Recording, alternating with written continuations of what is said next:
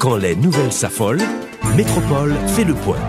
Le point tous les matins, à 8h, simultanément sur Radio et Télémétropole. Le point est une courtoisie de MSC+, MSC Trading et Maché Titoni. Madame, Monsieur, bonjour, bienvenue à la rubrique Le Point de Radio et Télémétropole. Merci de votre fidélité à cette rubrique. Aujourd'hui, on célèbre la Journée internationale des droits de l'homme. À cette occasion, nous avons sur le plateau de la rubrique Le Point, M. Giuseppe Calandruccio, qui est donc représentant du Haut-Commissaire aux droits de l'homme en Haïti et chef de la section des droits de l'homme à la MINUSTAH. Monsieur Calandruccio, merci de répondre à l'invitation de Métropole. Bonjour. Bonjour Wendell. Bonjour à toutes les auditrices, les auditeurs. Bonjour Haïti. Nous sommes contents, comme je l'ai dit déjà, d'avoir la possibilité de vous parler. Et vous êtes en Haïti depuis 3 mois. Vous êtes arrivé le 1er septembre.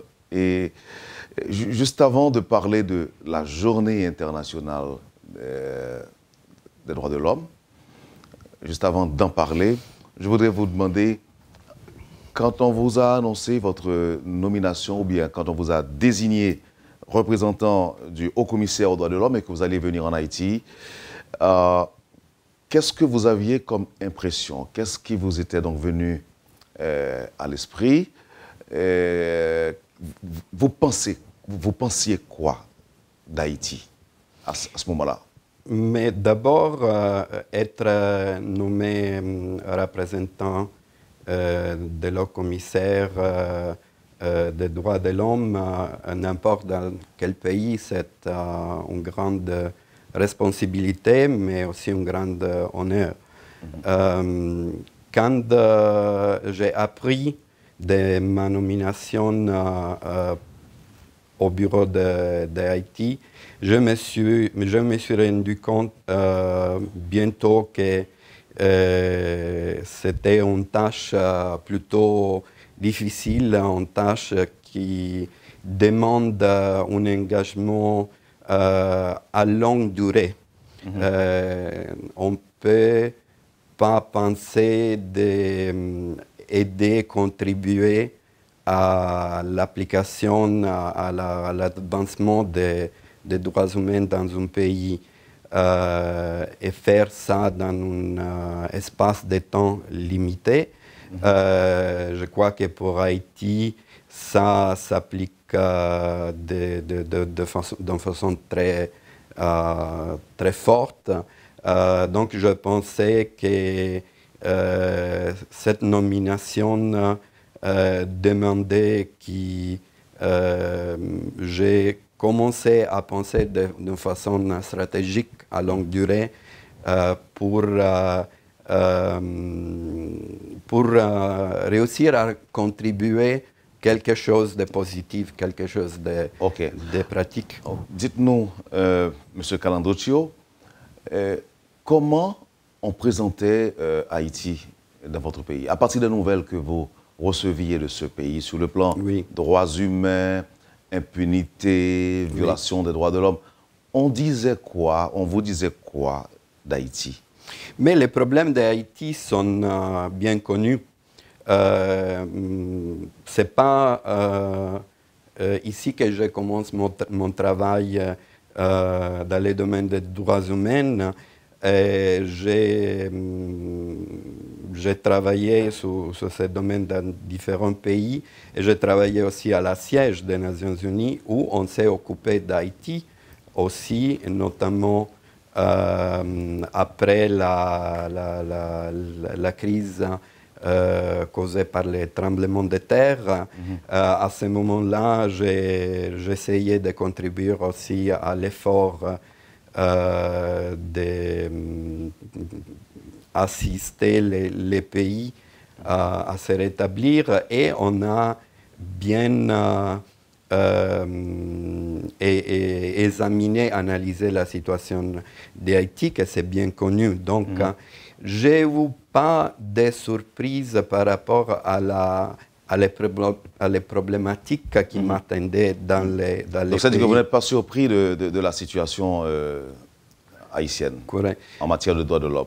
Je ne suis pas surpris parce que c'est une situation, vu les conditions du pays, les conditions sociales, économiques, vu l'histoire, qui c'est une histoire très lourde, avec plusieurs crises politiques pendant pendant les passés, avec tout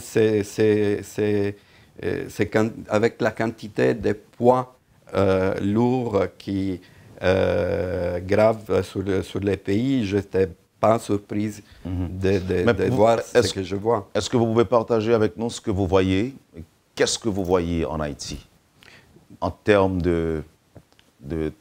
d'impunité, de droits de l'homme? Qu'est-ce que vous constatez? Mais la situation est très difficile. On est dans une situation où on n'est pas encore arrivé à un niveau acceptable d'application des droits humains dans ces pays. Et il y a plusieurs problématiques. Si les gens normaux, les citoyens sont occupés d'une façon quotidienne à survivre, ils ne peuvent pas réclamer leurs droits. Et ils ne sont pas capables de dédier le temps, l'énergie pour réclamer les droits fondamentaux. Ils sont occupés à survivre. Donc ça, c'est un problème fondamental. Et comme je dis, ce n'est pas un problème qui peut être résolu avec une vision à court terme. Okay. En plus, il y a plusieurs problèmes liés à l'application des droits humains par les autorités. La police nationale haïtienne a fait des pas incroyables par rapport à la situation qui était en place il y a pas plus que 10 ans. Mais beaucoup reste à faire. Encore beaucoup reste à faire et il faut aussi tenir en compte le fait que comme l'évolution était très rapide, on n'a pas eu l'opportunité de mettre en place cette évolution, ce développement d'une façon qui tient compte de tous les aspects et notamment les aspects des droits humains. Et parlons maintenant de la journée internationale. Quel est le sens de cette journée pour vous? Mais le sens, c'est très simple pour moi. Cette année, c'est le thème de la journée, c'est 365 jours de droits humains. Alors, droits de l'homme, 365 jours par an? Correct. Aujourd'hui, c'est la journée où on célèbre les droits humains. Mais on doit agir, on doit vivre notre vie d'une façon où chaque jour, c'est le jour des droits humains. Mais qu'est-ce qu'on a à célébrer? Si on estime que les droits sont foulés aux pieds, sont violés, on n'a pratiquement rien à célébrer. Écoutez, je ne connais pas un pays dans le monde entier où tous les droits sont respectés d'une façon pleine. Je crois qu'il n'y a aucun pays dans le monde, même les pays les plus développés, qui peut dire aujourd'hui on a mis en place tous les droits. Dans chaque pays, il y a des problèmes différents. Et dans ces pays, en Haïti, je crois qu'il faut se réjouir du fait qu'on peut parler des droits humains. Je crois qu'il faut... Le fait de pouvoir parler seulement. Absolument. Il y a des autres situations dans le monde où l'effet de parler des droits humains nous amène à la prison, par exemple. Okay. Il faut se réjouir qu'il y a plusieurs acteurs de la société à plusieurs niveaux, dans le gouvernement, dans les institutions publiques, les acteurs internationaux, les acteurs nationaux, qui travaillent d'une façon quotidienne pour réaliser un niveau acceptable. Ça, c'est aussi une chose qu'il faut bien se rappeler. Et ça, c'est une chose à célébrer. C'est une chose à célébrer. Les chemins, c'est très lent. Mais je peux dire que dans ce pays, on a commencé les chemins. OK. Et y a-t-il des activités prévues aujourd'hui?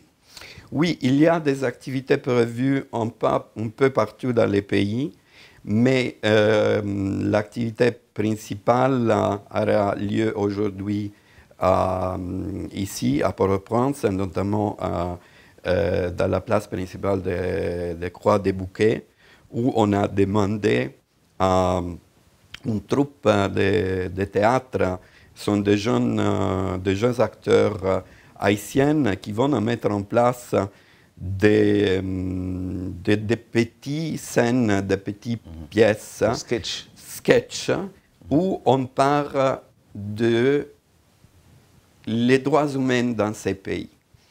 Ce que je trouve magnifique, c'est le fait que la troupe va engager le public, va leur demander d'interagir avec les acteurs. Participer. Elle va participer pour changer la scène, pour changer le sketch.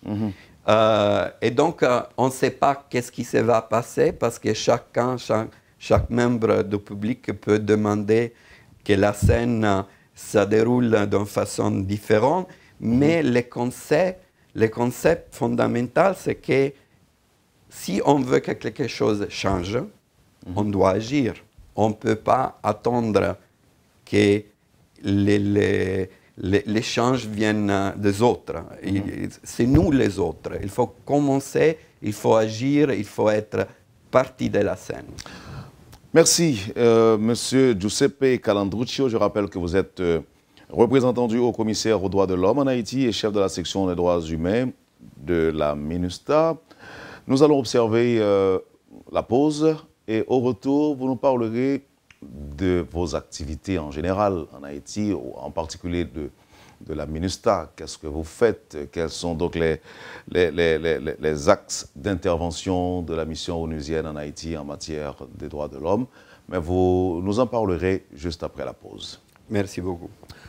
Vous suivez, Madame, Monsieur, la rubrique Le Point de Radio et Télémétropole. Notre invité aujourd'hui pour parler des droits de l'homme à l'occasion de la Journée internationale des droits de l'homme, Monsieur Giuseppe Calandruccio, représentant du Haut-Commissaire aux droits de l'homme en Haïti et chef de la section des droits humains de la MINUSTAH. Merci de votre patience et de votre intérêt. On vous retrouve tout de suite après la pause.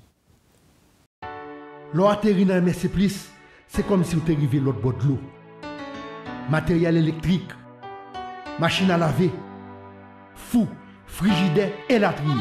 Dans MSC+, c'est nous qui avons plus de variété de produits dans tout le pays. Nous avons exactement ce qu'on a besoin. Plus toujours. Dans MSC+, nous marions variété à qualité. La preuve, nous sommes représentants exclusifs INCO en Haïti. Un gros produit de qualité supérieure qui va le terrain dans le monde entier.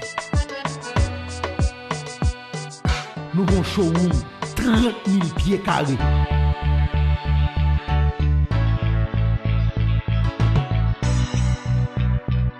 faire choix pour là. Jodi à même dans MSC Plus. Sur route tabac numéro 44. Parce que m'dou, dans MSC Plus, c'est plus pour moins. Si vous besoin de votre produit premier nécessité, dans marché Titoni, n'a joignons à bon prix. Ou même qui veut vendre bon genre produits cosmétiques, marché Titoni, n'a joignons à bon prix. Produits en gros en détail pour mettre la caille, dans marché Titoni, n'a joignons à bon prix. Hey, hey, quand ta boulette là, en gros en détail, Tyria, en gros en détail, Tia, en gros en détail, l'huile là, en gros en détail, saumon en gros en détail, sans besoin, en détail, avec Titoni, en détail, et bon prix, en détail, et puis ces produits de qualité, dans marché Titoni, n'a joignons à bon prix, depuis ces cailles Titoni, produits pas expiré, marché Titoni, n'a joué tout produit. Bob Jouen marché Titoni, dans building Fabnac, Boss Station Gonaïve là. Téléphone 813 14 57 à 59. L'eau atterri dans MSC Plus, c'est comme si vous étiez arrivé l'autre bord de l'eau. Matériel électrique, machine à laver, fou, frigidaire et latrier. Dans MSC Plus, c'est nous qui avons plus de variété de produits dans tout le pays. Nous avons exactement ce qu'on a besoin. Plus toujours. Dans MSC Plus, nous marions variété à qualité. La preuve, nous sommes représentants exclusifs INCO en Haïti. Ils ont un gros produit de qualité supérieure qui valent le terrain dans le monde entier. Nous avons un showroom 30 000 pieds carrés.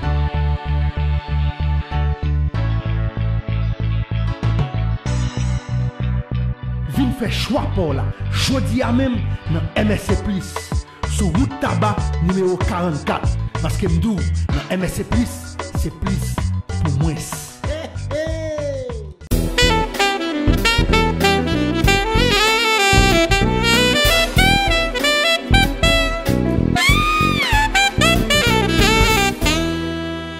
Le Point est une courtoisie de MSC+, MSC Trading et Marché Titoni.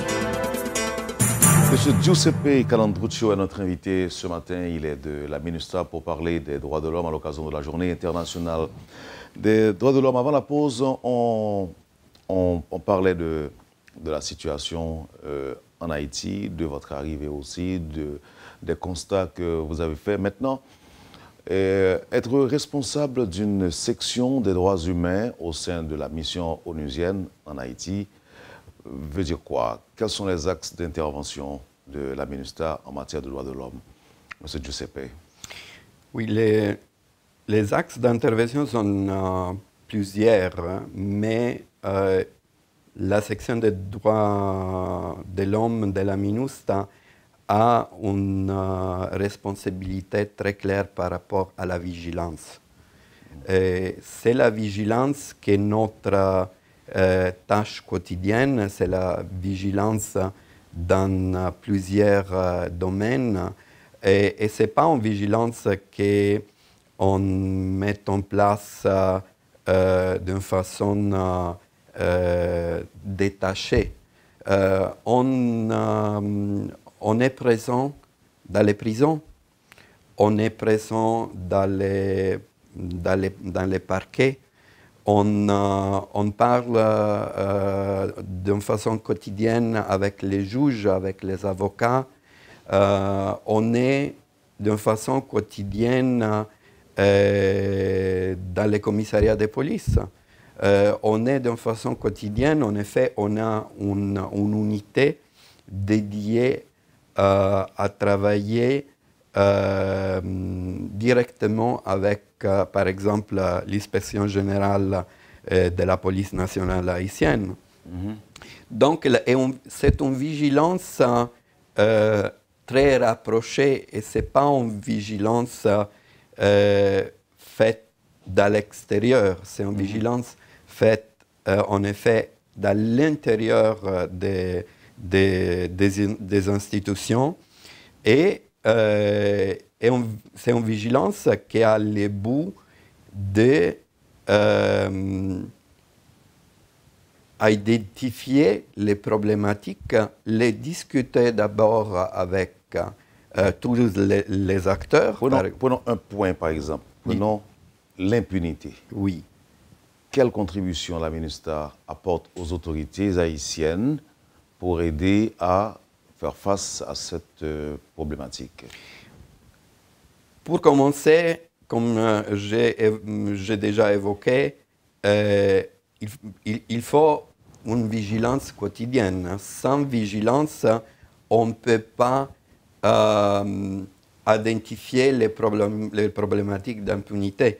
Sans vigilance, on ne peut pas définir les questions des impunités qui sont les plus importantes, les plus pressantes dans les pays.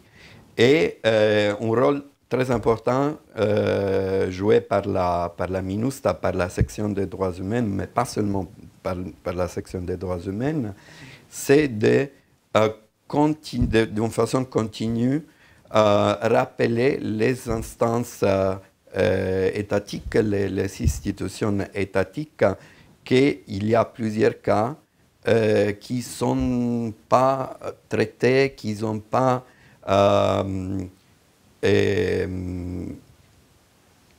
adressé d'une façon de la façon que les systèmes de droits humains requièrent. Okay.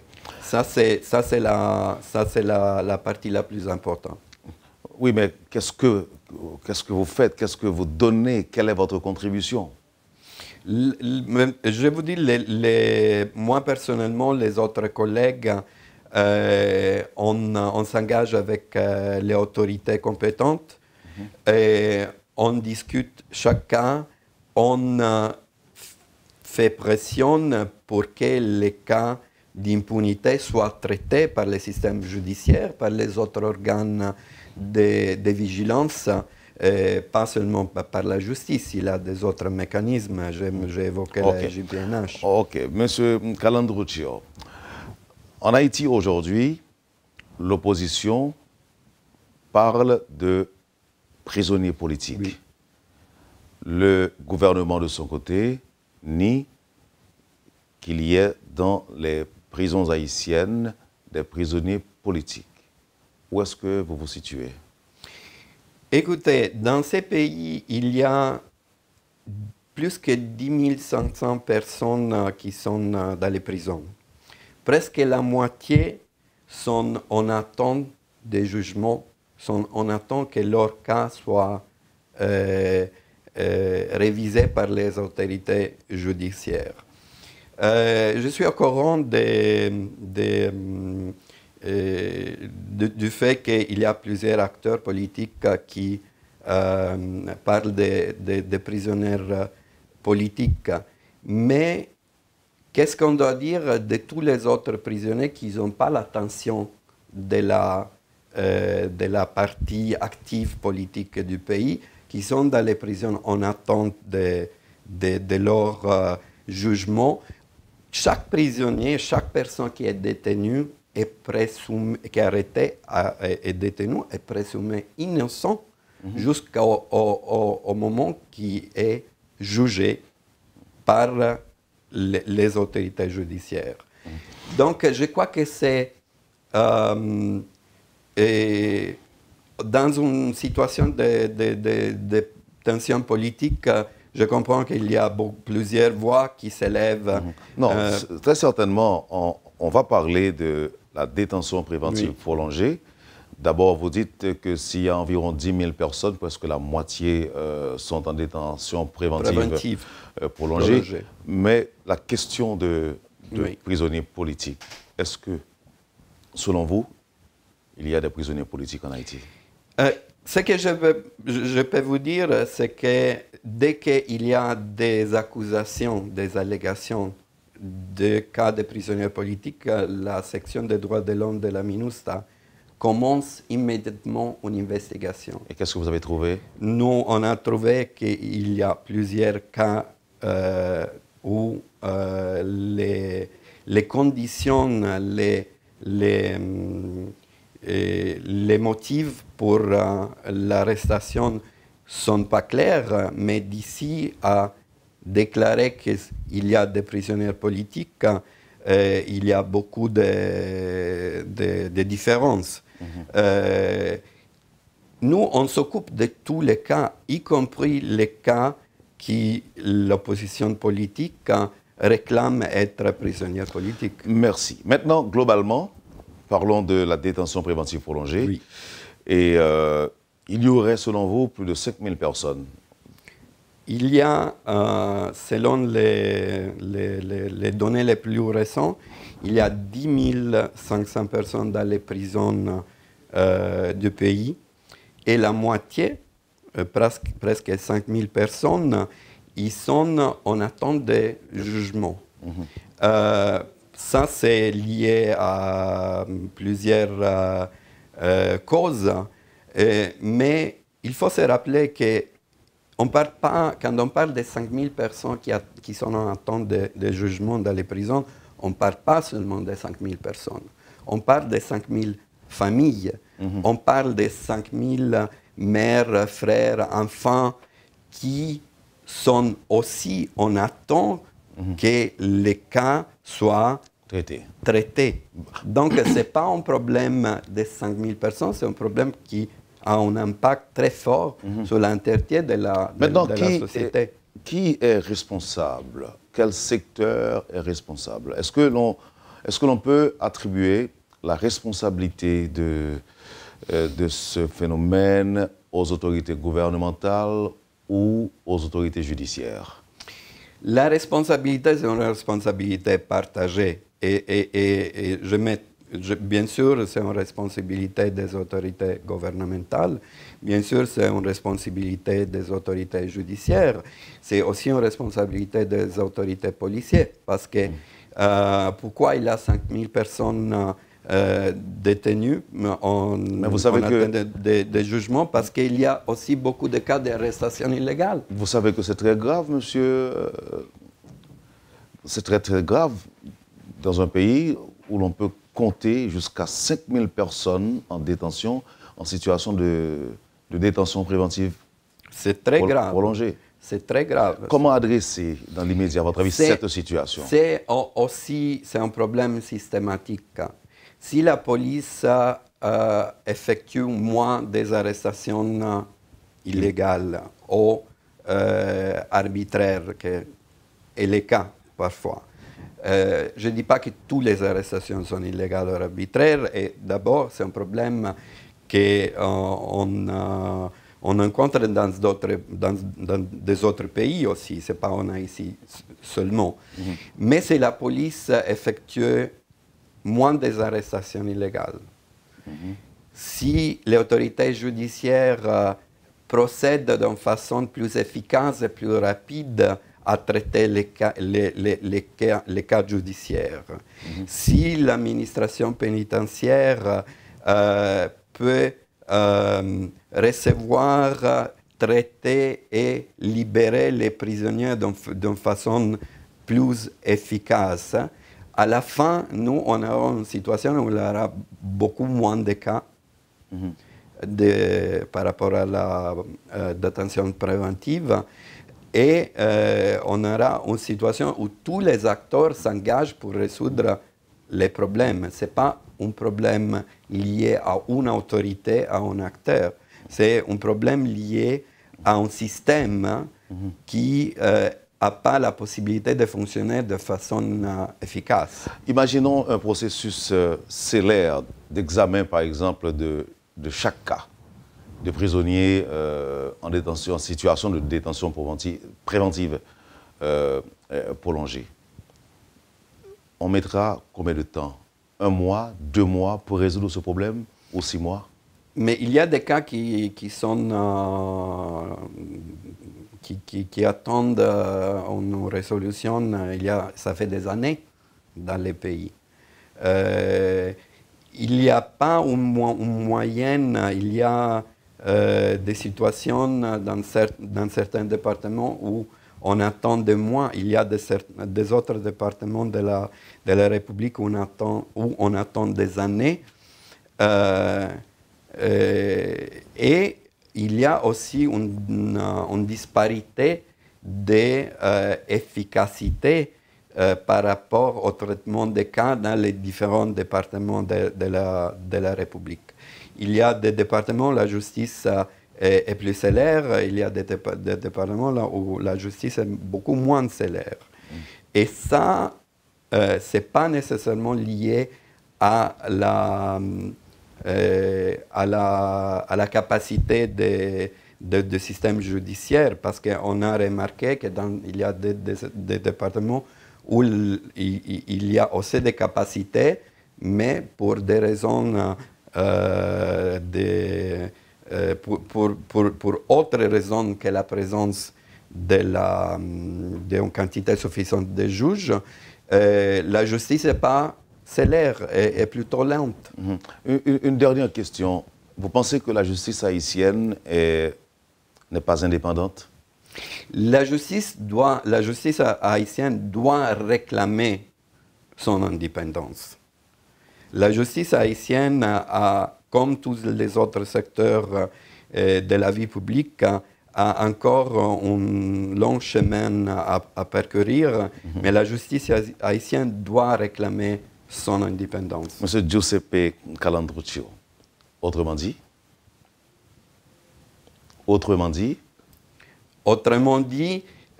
oui, non, sûrement, il y a si la justice doit réclamer son indépendance, ça signifie qu'elle n'est pas encore totalement indépendante. Qu'elle n'est pas encore totalement indépendante. Merci infiniment d'avoir accepté d'être avec nous ce matin à Métropole. Merci beaucoup et une bonne journée de droits humains à vous et à tous les citoyens d'Haïti. D'autant que c'est 365 jours.